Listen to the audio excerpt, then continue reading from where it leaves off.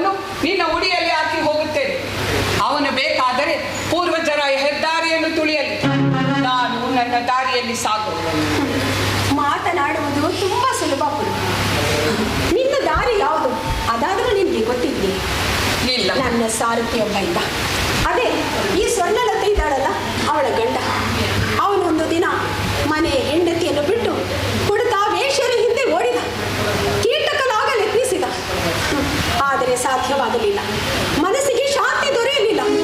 ಕೊನೆಗೆ ಒಂದು ದಿನ ಆತ್ಮಹತ್ಯೆ ಮಾಡಿಕೊಂಡ. ನೀನೇನು ಮಾಡ ಬಯಸುತ್ತಿ ಅದಾದರೂ ನಿನಗೆ ತಿಳಿದಿದೆಯೇ?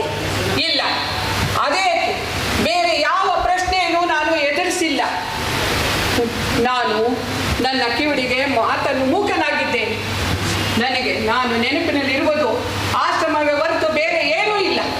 ನನ್ನ ಅಸ್ತಿತ್ವವನ್ನು ಕಂಡು ನನಗೆ ಬೆದರುವಂತಾಗಿದೆ. ಸ್ವಂತಕ್ಕೆ ಪ್ರಶ್ನೆ ಕೇಳುವ ಧೈರ್ಯ ಬಂದರೆ ಸಾಕು ಅಪ್ಪ. ಸ್ವಂತಕ್ಕೆ ಪ್ರಶ್ನೆ ಕೇಳುವ ಧೈರ್ಯ ಹಾಗೆಂದರೇನು? ಅದನ್ನು ನಿಮಗೆ ಹೇಗೆ ಹೇಳಲಿ? ನಿಮಗೆ ಪ್ರಶ್ನೆ ಕೇಳುವ ಪ್ರಸಂಗವೇ ಒದಗಿ ಬಂದಿರಲಿಲ್ಲ. ಪರಾಕ್ರಮಿಯಾಗಿರಬೇಕು, ವೈಭವಶಾಲಿಯಾಗಿರಬೇಕು, ಹೆಂಡರ ಮಕ್ಕಳ ಕಣ್ಣಲ್ಲಿ, ಪ್ರಜೆಗಳ ಕಣ್ಣಲ್ಲಿ ದೇವರಾಗಿರಬೇಕು. ನಿಮ್ಮ ದಾರಿ ನಿಮಗೆ ಸ್ಪಷ್ಟವಾಗಿತ್ತು. ಆದರೆ ನನ್ನ ಮನಸ್ಸಿಗೆ ಪ್ರಶ್ನೆಯನ್ನು ಕೇಳಲು ಧೈರ್ಯ ಇಲ್ಲದೆ ನಾನು ಬಳಲುತ್ತಿದ್ದೆ. ನನ್ನದೇ ತಪ್ಪು. ನಾನು ನಿನ್ನನ್ನು ತಿಳಿದುಕೊಳ್ಳಲು ಪ್ರಯತ್ನ ಪಡಲಿಲ್ಲ. ಇನ್ನೊಂದು ಯತ್ನಿಸುತ್ತೇನೆ ಗುರು. ಸಾಕಪ್ಪ.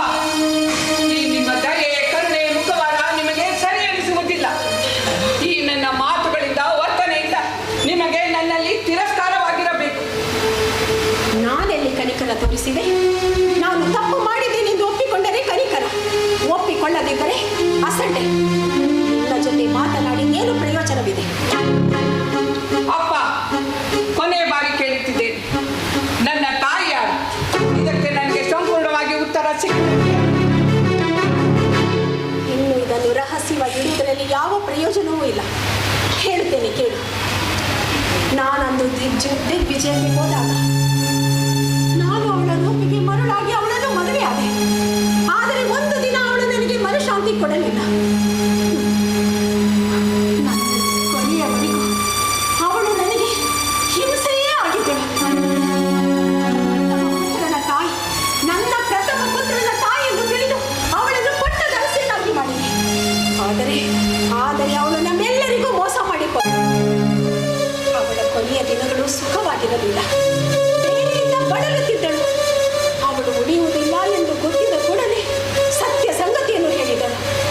ತಾನು ಕ್ಷತ್ರಿಯ ಕನ್ಯೆ, ಆರಿ ಕುಲದವಳು ಅಲ್ಲ, ರಾಕ್ಷಸರ ಕುಲದವಳು ಎಂದು.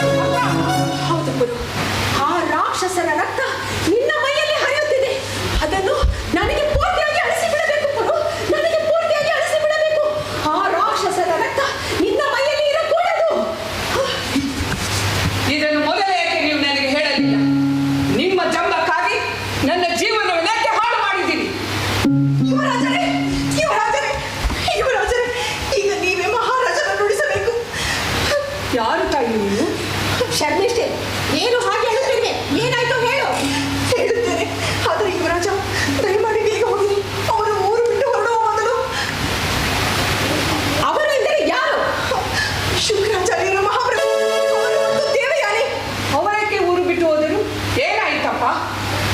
ಶುಕ್ರಾಚಾರ್ಯರು ಸಿಟ್ಟಿಗೆದ್ದು ಮಹಾರಾಜರಿಗೆ ಶಾಪ ಬಿದ್ದಿದ್ದಾರೆ. ಶಾಪ? ಏನಿದು? ಏನಿದು ಶಾಪ ಕೊಟ್ಟರು? ಬೇಗ ಹೇಳು. ನೀವು ಈ ರಾತ್ರಿಯೊಳಗೆ ಮುದುಕರಾಗಲಿ ಎಂದು ಶಾಪ. ನಾನು ಅವರ ಕಾಲ ಮೇಲೆ ಬಿದ್ದು ಹೊರಳಾಡಿದೆ. ನೀವು ದೇವಯಾನಿಯನ್ನೊಮ್ಮೆ ಉಳಿಸಿದ ನೆನಪು ಮಾಡಿಕೊಟ್ಟೆ, ಆದರೆ ಪ್ರಯೋಜನವಾಗಲಿಲ್ಲ. ಯುವರಾಜರೇ, ದಯಮಾಡಿ ಬೇಗ ಹೋಗಿ ಉಷಾವನ್ನು ಕೇಳಿಕೊಳ್ಳಿ. ಇಲ್ಲವೇ ನಿನ್ನ ಭೀಮಸ ವಿನೋದವೋ? ನಾನು ಈಗಲೇ ಹೋಗಿ ಆ ಮುದುಕನ ಗಡ್ಡ ಹಿಡಿದು ಕೇಳುತ್ತೇನೆ. ರಾಜ, ನೀವೀಗ ಹೋದರೆ ಇನ್ನೇನಾದರೂ ಅನಾಹುತವಾದಿತ್ತು. ದಯಮಾಡಿ ಯುವರಾಜರನ್ನು ಕಳಿಸಿರಿ. ನಾನು ಹೌದು, ಇದು ನಿಮ್ಮಿಂದ ಮಾತ್ರ ಸಾಧ್ಯ. ದಯಮಾಡಿ ಬೇಗ ಹೋಗಿ.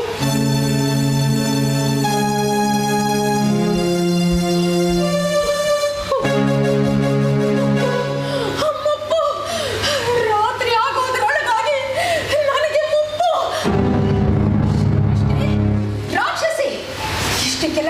ಕಾರಣ ನಿನ್ನ ಮಾತಿನ ಮರಳಿಗೆ ಬಿದ್ದು ನನಗಿಂತಹ ಪರಿಸ್ಥಿತಿ ಬಂದಿತ್ತು. ನಾನೇನು ಮಾಡಲಿ?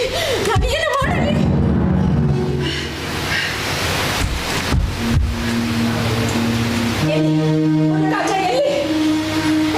ಮರಗಬೇಡಿ, ಅವನು ಶಾಪವನ್ನು ತಂದೆ ತರುತ್ತಾರೆ. ನನ್ನ ಮಾತು ಕೇಳಿರಿ. ಶಾಪದ ದಾರಿಯನ್ನು ಕಾಯ್ತಾ ನೋಡ್ತಾ ಕುಂತಿರ್ಬೇಕೇನು ನಾನು? ಅವನಿಗೇನು ನಗುತ್ತಾ ನಿಂತಿರಬೇಕು. ಅವನ ರಾಕ್ಷಸನ ರಕ್ತ